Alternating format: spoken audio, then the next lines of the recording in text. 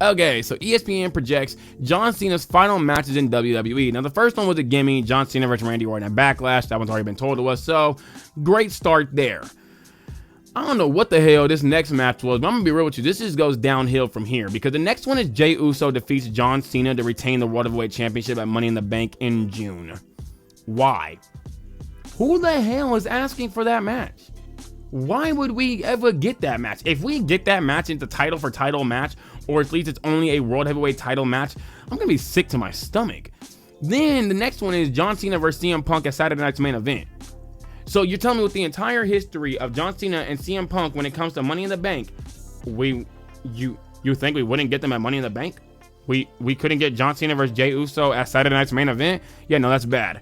Then the next one is the one that I reported on too. John Cena and Travis Scott defeat Cody Rhodes and Bad Bunny at SummerSlam.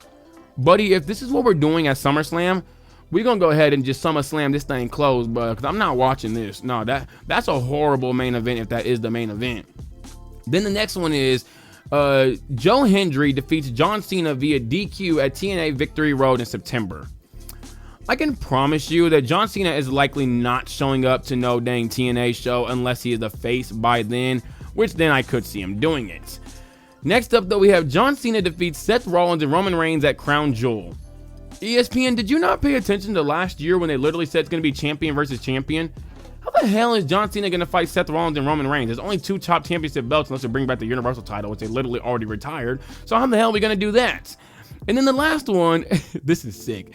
Cody Rhodes dethrones John Cena to become the undisputed champion at Saturday Night's Main Event. Buddy, what? We're not doing that. No. Ew. That sounds disgusting. Now, if we had it at like the rumored Ruthless Aggression PLE, okay, now I could see this. But no, we're not doing that. Now, let me go ahead and give y'all my list, because I think my list is about 10 times better than that ESPN list, or at the very least, 2 times better. So first we would have Cena versus Orton at Backlash. Randy wins via DQ. Now, obviously, we got to run this back, so we're going to have Cena versus Orton at Saturday Night's Main Event in a no-holds-barred match where Cena wins and ties their 1v1 record once again, because right now I think they're 5-5, so if Orton wins at Backlash, they'd be 6-5, and then John Cena wins at Saturday Night's Main Event, they're going to be 6-6, and they'll be able to end their career like that, being tied, because they were 2 guys that really, they were the 1 and 2 of their generation, so it makes sense to at least have them be tied. If not, I guess you could have one guy over the other, but I'd rather have them tied just for record's sake and nostalgia's sake.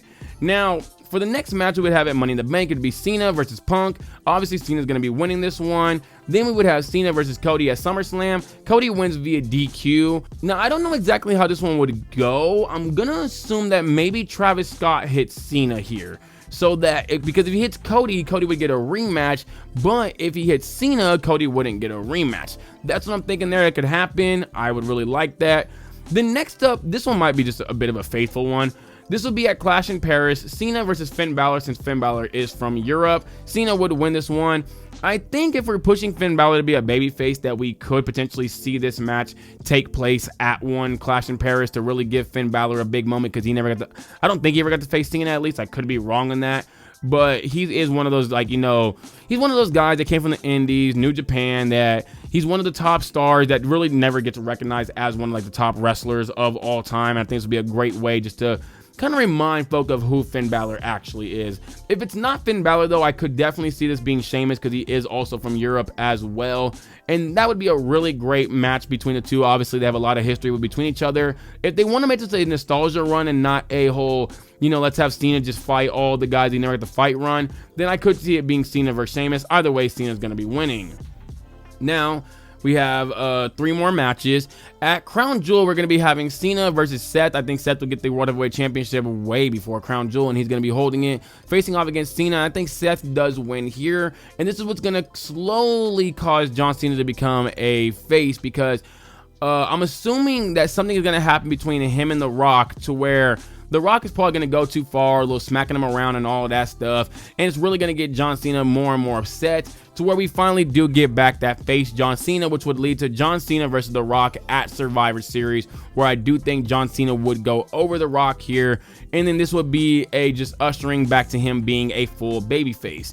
And then the last one, if we do get the rumored Ruthless Aggression PLE, I could see it being John Cena versus Cody Rhodes, and Cody would win this going over. He'll finally get his fair 1v1 match against John Cena. I think I made a whole entire TikTok video about this, and I think I talked about it on the podcast as well, that I do see Cody Rhodes getting the belt back from him.